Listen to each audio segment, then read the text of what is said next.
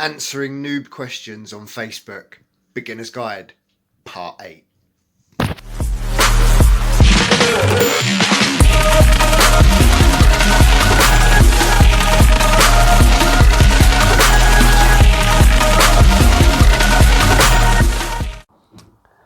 What's up, guys? I am that Tarantula guy. Welcome back to the channel. Thank you very much for tuning in. Today is Beginner's Guide Part 8. And today we are going to be answering noob questions from Facebook. So anybody that's on Facebook, you've all seen the questions. Random newbie questions. So today I've got a whole bunch of questions and we are going to answer them right now. So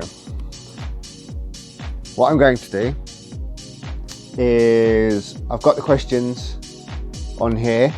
I've got screenshots of all the questions. What I'll do is I'll screenshot the questions and I'll answer them to the side here. So, okay, first question. Oh yeah, as you'll see, I've blurred all the names out. So, no names. I'm not shaming anybody. I just want to answer the questions because we all see them all the time. The same questions over and over and over and over again. So, here we go. First question. Okay, so there is this picture and the question is, I know this might be a long shot, but can you see if this is male or female? I have a hunch, but just to have it confirmed. Thanks, guys and girls. Okay, now in the last Beginner's Guide, I talked about this and how ventral sexing doesn't work. And as you can see from this picture, you can't see anything, guys. This is what I mean. All of the important things that you need to be able to see to tell if it's a male or a female are on the inside. So ventral sexing, pictures like this, it's never going to work. It's just not. Wait until you get a molt and then you will be able to tell, but make sure you get a nice clean close-up picture of the inside of the molt, the area that I showed you between the two book plans. So yeah, there you go, there's your answer. Wait for a molt, post a nice close-up shot of the inside of the molt, and then ask if it's a male or a female, if you can't tell yourself. Okay, so next question. Hey all, just curious what you guys think about teas eating post-molt. Once they've had the 7 to 10 day rehardening, is it worth doubling up their first meals while they have the post-molt mini booty? Haha.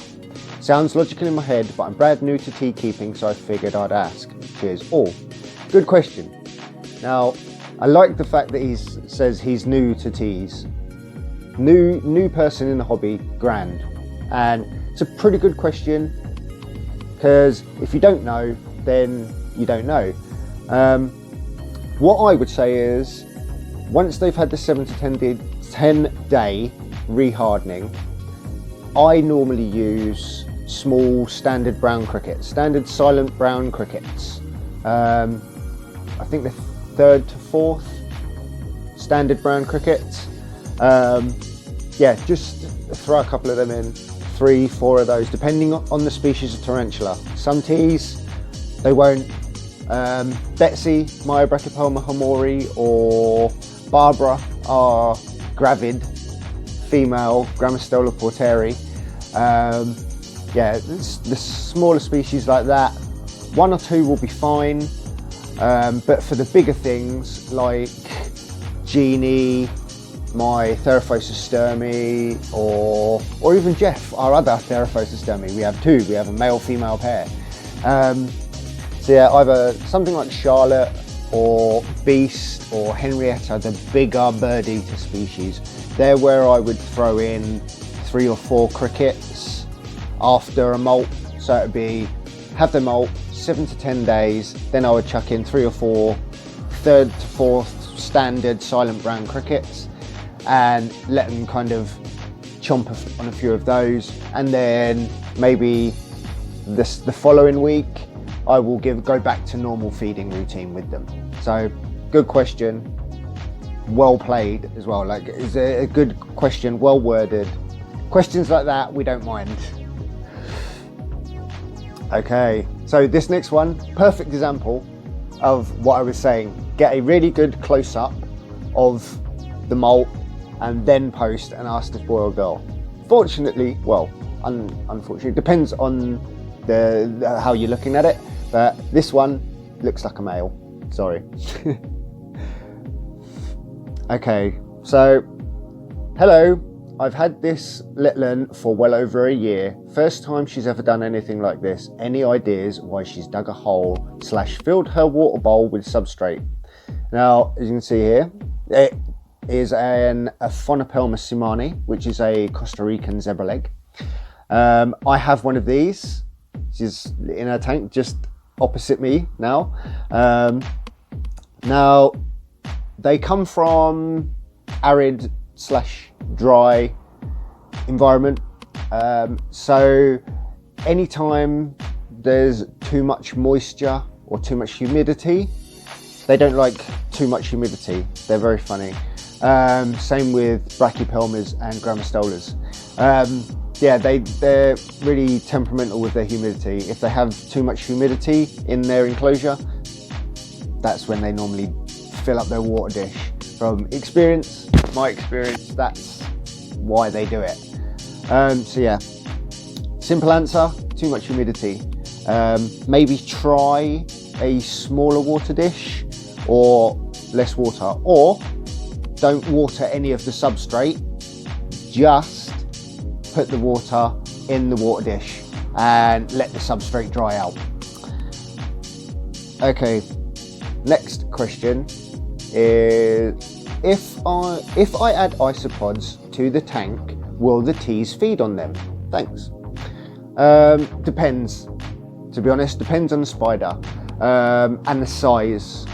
If it's a juvenile or a sling, more than likely, because it's a prey item relative to their size. If you've got a bigger grown on, so maybe a big juvie or a sub-adult to adult, no, it's unlikely. All of the teas in the collection that we have, all of the adults have isopods in their tanks as cleanup crew. They have isopods, springtails, worms, and none of them eat. And then most of the time they breed on their own in the tanks, so you'll always have cleanup crew. But yeah, for slings and juvies, more than likely, because it will be a prey item to them relative to their size. So another good question, because this is one I don't see very often, to be fair. I see a few other people that post things about, like, things that we would use as cleanup crew, like isopods or springtails, and other, like, millipedes as well. A lot of people use millipedes as cleanup crew. But yeah, like I say, it just depends on the size. So what I would say is, look at how big your tea is relative to the size of the isopod you want to put in. If its main body, not its legs, just the cephalothorax and the abdomen, if it's the same size as the size of the isopods you want to put in, I wouldn't. I'd wait for them to grow a little bit more and just stick to springtails for a cleanup crew. Wait until they get a bit bigger. Okay, so next question. My versicolor sling won't eat the mini mealworms. Get your words out. Okay, so yeah, my versicolor sling won't eat the mini mealworms. What else can I try? Well, for a sling, depending on the size of the sling, like I say, take the cephalothorax, the top part of the body, because their bodies are in two segments. So the top part, the cephalothorax, where the eyes are, and then the abdomen. Find something that's roughly about that size. We use hoppers, like small hoppers, or roaches, dubia roaches. Dubia roaches not so much because they like to play dead when you put them in. But yeah, anything like small crickets or hoppers or something like that. But make sure that it's roughly the size of its body, the two segments of the spider's body. But yeah, I'm not a big fan of mealworms just because if you put them in, like for us, we put them in, leave them for an hour or two, and then go back and check to see if they've taken it, if they don't take from tongs. But yeah, we've done this before. We had a discalus, we put it in, and yeah, it ate the discalus. So I'm not a big fan of moray worms, just purely because they can be predatory to teas. So we much prefer crickets, hoppers, dubias, things like that. Okay. Oh, actually, before I go on to that next question, I just thought of another one that's good to use. Maggots. Normal, everyday, standard maggots. Really, really cheap, and anywhere that sells fishing tackle, they're more than likely going to sell maggots.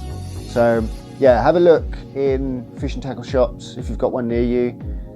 Maggots are pretty good for slings, and they're pretty much harmless to the animal. So yeah, maggots, hoppers, small crickets, small baby roaches, anything like that. Okay, so next question. So do you guys clean out leftovers? I try to, but my Hamori usually stashes them in her hide and does not take too kindly to anyone ruining the sanctity of her coconut. Definitely take out leftovers. Just purely because they will spawn mold and mites. So don't leave them in there. A spider can re-web. She can repair any damage to her burrow. Whereas mold, or if you get mold or mites, they could potentially kill the spider. So yeah, take them out. Always take them out. Never leave anything in, just purely because the risks, they're pretty big. Because mites will spread like wildfire. You've got a larger collection like ours. If you get mites in anything, it can spread like wildfire through the whole collection really quick. So definitely take things out. Any carcasses or leftover bits of food that the teas don't eat, make sure you take them out. Okay, so next question says, so I've had my first sling for a week now. Another new person in the hobby, welcome aboard. It's a Grammostola polka piece. I have two of these, Chica and Chico, my male-female pair. I've noticed it's been hiding and not eating, and its abdomen has turned nearly jet black. Does this indicate it will soon be molting? Possibly. If it's stopped eating, yeah, she says it's not eating, or he says it's not eating.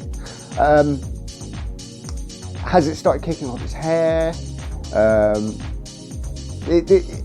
If its abdomen has swelled up, if it looks tight, if it's taut, if there's a bald patch on there, it is an indicator to getting ready for a pre-molt, or being in pre-molt. It is definitely an indicator. But Grammostolas, polka peas not so much, but other Grammostolas, they are known for going into a fasting cycle where they don't eat for quite some time. Our Grammostola roseas do it, Grammostola porteri does it. I'm not so sure about our Grammostola pulchra.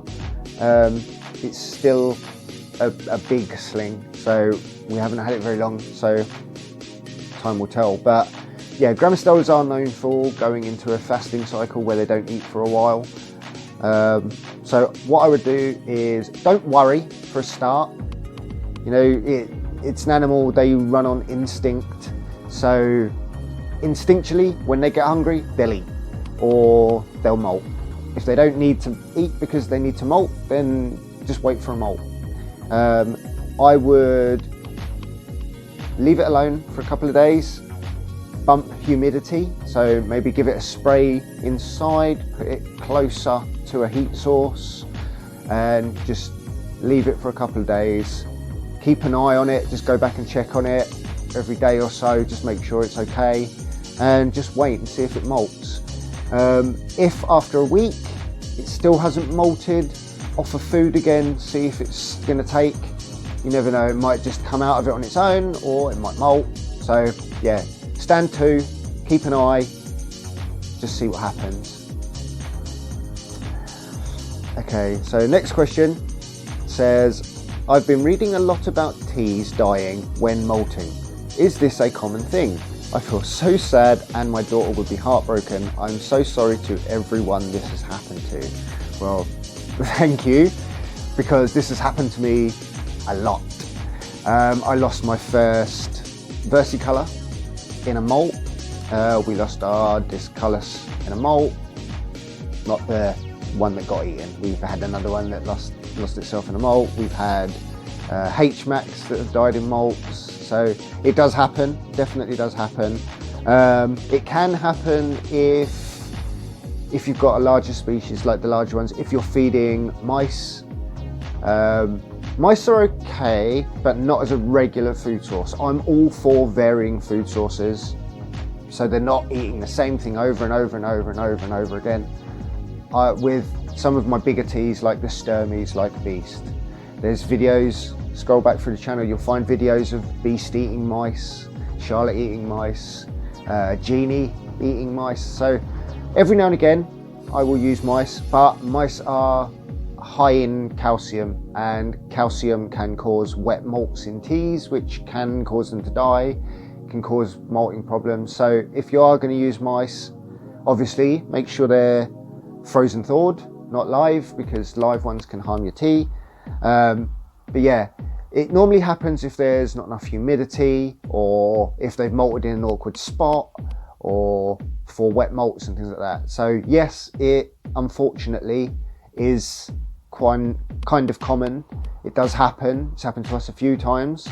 I know other, especially like friends of mine that have kept teas that have had this happen to. So it does definitely happen. It is horrible when it happens. But the best way is to vary the diet of the tea, bump the humidity when you know they're going into a molt, just to ease them getting out of the molt as much as possible. So yes, it does happen, and thank you for the saying it is bad. So yeah, it does happen, unfortunately. Okay, again, this. No, you can't tell from this. Like, this is what I mean, like, of people posting pictures like this all the time. Like, how can you tell from that? You can't see anything. Like I said, with the last one, that's prime. That's perfect example. If you want help sexing your teas, this is what you want to aim for. That picture, not this. This is pretty much useless. You can't see anything, it's not close up, it's all crumpled up. Don't post pictures like this, guys, because you're not going to get an answer. And anybody that gives you one, they're either lying or it's a guess. Okay, so my Brazilian blue has buried itself away now for 3 weeks. Is this normal? I actually had to Google what a Brazilian blue is. Sorry. We do actually have these. I know them as something different. They are this. This is a Tarantula sazamai, or a Sazamai's blue, or a sazamai. I've always known the common name of these to be a Sazamai's tarantula. I've always known them as Sazamai's tarantula, so it's threw me a little bit. We do actually have 2 of these. as are slings still. But it's buried itself away for 3 weeks. It is normal. Totally normal. Spiders, as I said, they are purely instinctual. They don't have brains per se. They have like cranial tissue. They have like similar tissue to what we have, and it works similarly, but it's not a brain. They don't make choices. It is purely instinctual. They eat, sleep, poop, and defend themselves. That's pretty much it. It's like a robot that's been pre-programmed. They cannot think, they cannot hear, they cannot decide things. They work on instinct. So they're not stupid per se, because then they don't have anything they have to question themselves on. It's always vibration is how they react to things. They sense everything through the hairs on their feet, the hairs on their body. So they will sense vibrations, and it's either food, predator, or mate, and they react to those things. So if your tea's buried itself away, it's not just going to bury itself down there and never come out again. It will come out when it's ready. There's nothing to worry about. I mean, keep an eye on it, just check on it. If it looks like it could be going into a pre-molt or something, I wouldn't worry. I mean, our two Sazamides are slings, and they bury themselves down. They spend most of their time hidden away under their hide. We drop food in, we check back, it's gone. They're still alive. We can lift up the hide and see them. So yeah, there's nothing unusual there. Like even some of our bigger ones, they like our Grammostola porteris, they will quite easily just bury themselves away, and we won't see them for a couple of weeks. So no, if it's buried itself away for a few weeks, I won't worry.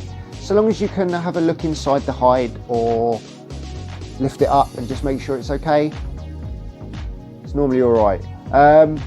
Another thing you can try is get a long, thin piece of grass, or maybe cut a strip of paper and just tickle it. Just literally just let it sit on the web around the entrance to its hide. Just tickle it. Exotic's Lair, he has a really good video on tickling his tarantulas, teasing tarantulas. Absolutely harmless to the tea, not going to hurt them. Just tickle it and see if it comes out, see if it's interested. It's a good way to test to see if it wants to eat. So yeah, if it has buried itself away, I wouldn't worry, just check on it. Okay, so last question now. Do green bottle blues go quick? Medium. Now a green bottle blue is this. That's a Chromatopelma cyanopubescens. Interesting fact, it is the only species of tea in its genus. There are no other Chromatopelma species in that genus, just the cyanopubescens. It's the only tea of its kind in its genus. So yeah, that's a pretty cool fact. I have one of these, blue. I've had her since she was a sling. I've had her about a year now. She's a medium-sized juvie. Her adult colours all coming through. I'll put a picture of her now. So yeah, they are medium to fast depending on how much you feed them and the conditions you have them in. Mine has gone from a sling to this, as you can see, in just over a year.